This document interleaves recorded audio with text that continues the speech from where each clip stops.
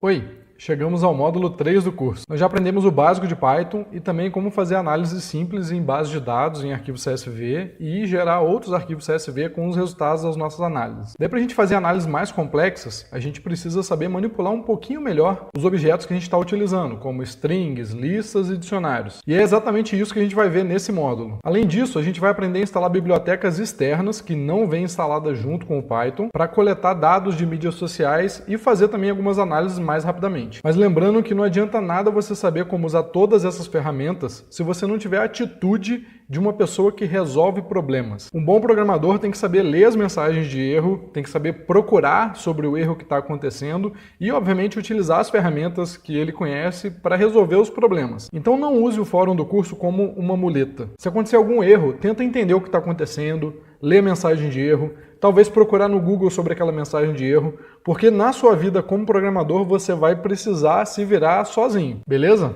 Vamos então à primeira aula, que será sobre manipulação de strings. Strings são objetos que representam textos e agora a gente vai usar essa nomenclatura. Em Python, tudo é um objeto, então em vez de chamar de variável, eu vou chamar de objeto. A gente já sabe que as strings podem ser representadas com aspas simples ou duplas. E podemos usar o valor das variáveis com a string formatada, que começa com um F. Nessa aula a gente vai aprender um pouquinho sobre os métodos auxiliares das strings. A gente chama de método tudo que for dependente de um objeto. Então, por exemplo, a função len, ela é utilizada de maneira sozinha, então a gente chama somente de função.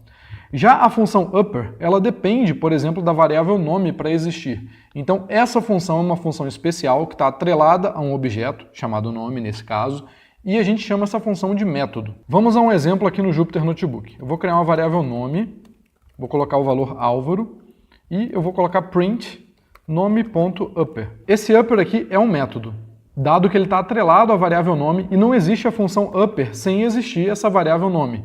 Já, por exemplo, a função len, que mostra o tamanho de alguma coisa, por exemplo, len nome, ela está sozinha aqui. A gente não precisa criar a variável nome para que ela exista. Então a gente continua chamando ela de função. O Jupyter Notebook tem um atalho para a gente ver todos os métodos disponíveis em cada objeto. Por exemplo, se eu digitar nome ponto e apertar a tecla Tab, ele vai abrir um menuzinho com várias funções, que nesse caso são métodos, e a gente, por exemplo, vai poder ver o que essa função upper faz. Para isso, basta usar uma função chamada help. Basta passar a função ou método entre parênteses e rodar essa célula. Então aqui dá para ver que essa função upper ela funciona para str's, ou seja, para strings, e ela devolve uma outra str, ou seja, devolve uma outra string quando a gente chama. E aqui tem a descrição dela. Retorna uma cópia dessa string s convertida para maiúsculas. E aqui a gente tem um detalhe importante, ela retorna uma cópia dessa string convertida para maiúsculas. Então ela não altera a minha string original. Por exemplo, print nome, o meu nome continua sendo Álvaro com A maiúsculo e o restante minúsculo. Print nome.upper, daí a gente tem a versão toda em maiúscula, mas a variável original não foi alterada. Além do método upper, a gente tem também o método lower para colocar tudo em minúsculos. E tem um outro método auxiliar também bem legal chamado strip, que remove espaços no começo e no fim da variável. Esses três métodos são muito úteis para tratar uma informação que o usuário vai entrar no nosso programa e tentar uniformizar essa informação para fazer verificações, por exemplo, criar ifs e elses baseados no que o usuário digitou. Além desses três métodos, outros dois muito úteis são o capitalize e o title. O capitalize transforma apenas a primeira letra em maiúscula e o title coloca a primeira letra de cada palavra em maiúsculo.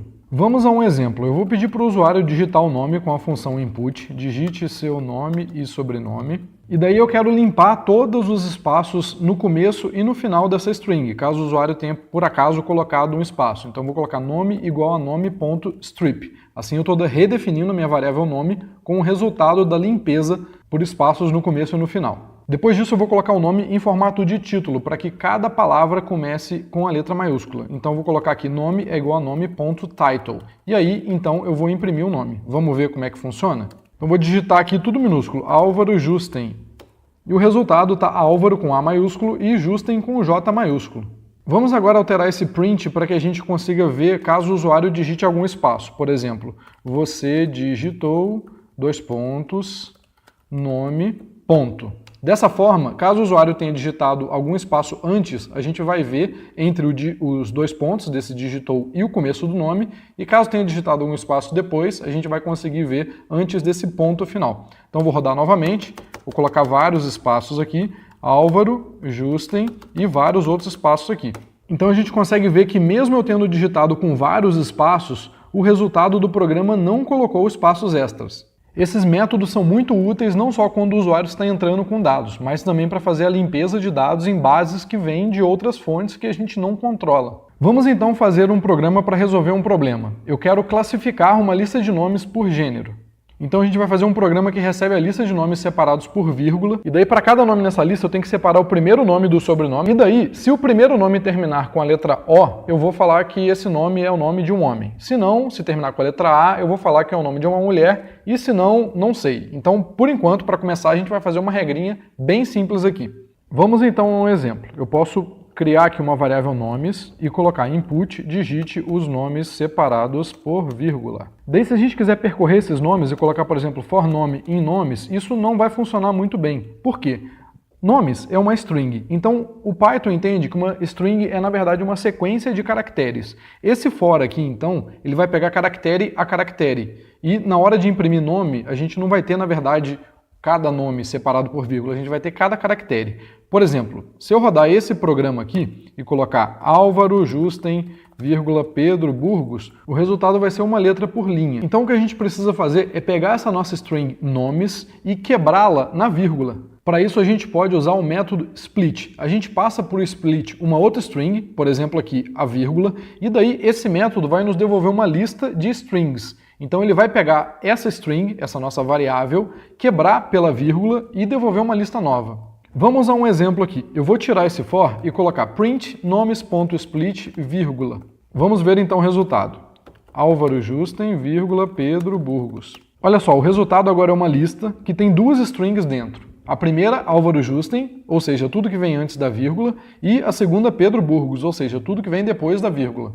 O split vai quebrar a nossa string em quantas partes forem necessárias. Ou seja, se por exemplo eu colocar aqui Álvaro Justen, Pedro Burgos e Natália Mazotti, por exemplo, ele vai quebrar em 3 partes. Vamos prosseguir então com o nosso programa. Eu vou criar uma variável chamada lista de nomes, que vai ser nomes.split, vírgula. Daí agora eu vou criar um for para poder percorrer essa lista de nomes. Então for nome completo, que no caso tem o nome e o sobrenome, in lista de nomes, print nome completo ponto strip. Assim eu já vou tirar eventuais espaços que a pessoa, por exemplo, possa colocar antes desse nome aqui, né, que seria no caso depois da vírgula, ou até mesmo depois do nome no final. Então rodando esse programa, a gente vai ter aqui Álvaro Justen, Pedro Burgos e Natália Mazotti, por exemplo. Natália.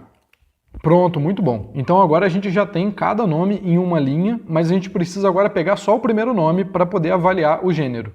Para fazer isso a gente pode usar o split novamente. Então se eu pegar, por exemplo, essa minha string aqui, Álvaro Justen, e fizer um split por espaço, ela vai quebrar justamente em uma lista que tem 2 strings. A primeira seria Álvaro e a segunda seria Justen. Então agora eu vou alterar esse print para depois desse strip a gente fazer um outro split no espaço. Como o strip retorna uma nova string, eu posso colocar direto aqui um ponto split logo depois dele. Dessa forma, a gente vai ter a nossa string nome completo, depois a gente vai ter o ponto strip dela, ou seja, vai retornar uma nova string, e aí então, nessa nova string que foi retornada, que não tem os espaços em branco no começo e no final, eu estou executando esse outro método split por espaço, e aí esse resultado total aqui então vai ser uma lista que tem justamente todos os nomes da pessoa. Vamos rodar para ver o resultado. Pronto, agora a gente já tem Álvaro Justen separado, Pedro e Burgos separado, Natália e Mazotti separado. Como então isso daqui tudo nos devolve uma lista, eu poderia depois de toda essa parte aqui colocar colchete 0 e aí a gente teria então o primeiro nome. Vamos executar de novo aqui para ver o resultado. Ótimo. Agora então eu tenho Álvaro, Pedro e Natália. Então agora que eu tenho já o primeiro nome, eu vou tirar esse print e vou criar uma variável chamada primeiro nome. E aí a gente vai trabalhar em cima dessa variável fazendo verificações. Então a gente precisa verificar se essa string primeiro nome termina com O para definir se esse nome é do gênero masculino ou não. Daí a gente pode usar um método da string que chama endsWith. Vamos escrever aqui então if primeiro nome.endsWith O, Ou seja, se o primeiro nome terminar com O, então eu sei que é um homem. Eu posso colocar aqui, ó, print, nome completo é homem. Se não, se esse primeiro nome terminar com A, então elif primeiro nome.ends with A, aí eu já sei que essa pessoa é uma mulher. Então eu vou colocar aqui print, nome completo é mulher. Mas se não terminar nem com O nem com A, aí eu vou colocar um else aqui para colocar não sei. Então print f nome completo não sei. Vamos executar para ver como é que ficou. Olha, então nossa classificação está funcionando. Tá aqui Álvaro Justen é homem, Pedro Burgos é homem e Natália Mazotti é mulher. Mas vamos melhorar um pouquinho essa saída aqui. Eu gostaria, por exemplo, de tirar esse espaço, tanto do Pedro quanto da Natália. E eu quero também que a letra A e a letra J, a P e a B, a N e a M aqui fiquem em maiúsculas. Então eu vou mudar essa variável nome completo para que, além do strip, a gente coloque também o title. Vamos fazer assim, ó, nome completo é igual a nome completo ponto strip ponto title. Dessa forma a gente está mudando o valor da variável nome completo aqui. Então a gente já fez essa limpeza que a gente precisava e aqui embaixo, para pegar o primeiro nome, a gente não precisa mais desse strip, dado que o strip já está sendo feito acima. Vamos rodar de novo para ver o resultado aqui então. Ó que legal, funcionou. Para poder testar o nosso programa de maneira mais rápida e não ter que ficar digitando toda hora, eu vou trocar esse input aqui justamente por uma string, que seria o que eu digitaria. Então, por exemplo, Álvaro Justen, Pedro Burgos, Natália Mazotti e Filipa Rodrigues. Daí toda vez que eu rodar o programa, ele já não vai me perguntar mais nada.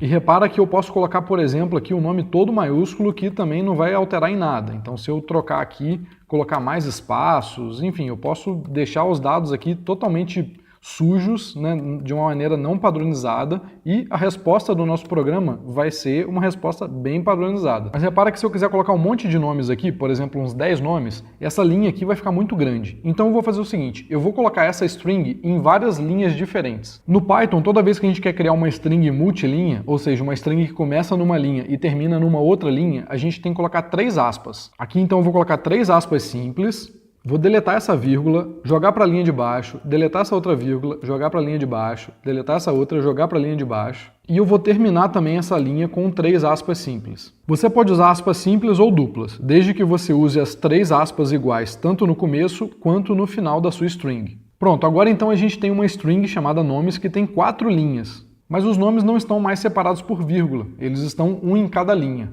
Daí, para que esse programa continue funcionando, a gente não pode mais quebrar a nossa string na vírgula. A gente tem que quebrar agora por linha. E existe um método para isso. Então a gente pode trocar aqui nomes.split vírgula por nomes.splitlines. Vamos rodar para ver o resultado. Funcionou. E para terminar essa aula, fica aqui um exercício para você.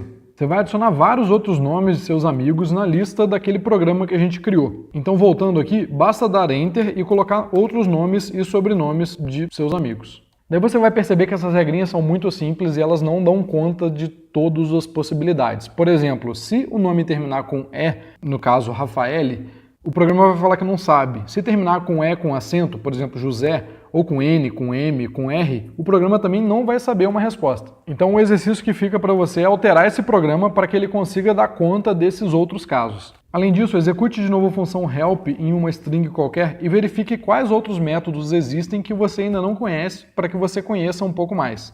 E esse foi o fim da primeira aula. Nela a gente aprendeu os métodos mais comuns das strings, que podem ser usados tanto para limpeza de dados quanto para manipulação e análise desses dados.